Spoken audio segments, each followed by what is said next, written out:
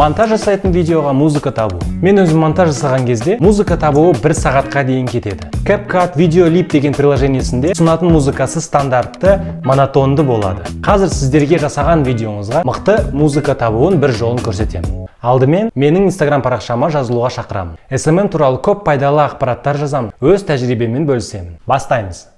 Біріншіден, YouTube приложениесін ашамыз. Іздеу жолына сізге ұнайтын әншінің атын жазамыз. Мысалы, Kanye West. Сосын TypeBeat деген қосамыз. TypeBeat деген минусовка ұқсайтын минусовка. Осындай поискпен көп видеолар шығады. Сізге ұнаған видеоны табамыз. Сосын запись экрана деген функциясымен жаңағы видеоны жазып аламыз. Оның алдында уведомлениені өшіріп қойыңыз, записке кедергі болмау үшін. Сосын CapCut приложениесіне кіреміз. Жаңағы жасаған запись экраны видеосын аудио ретінде саламыз. Енді YouTube'та сіздің видеоңызға іздейтін музыка көп. Ағылшын тілінде жазып іздеңіз.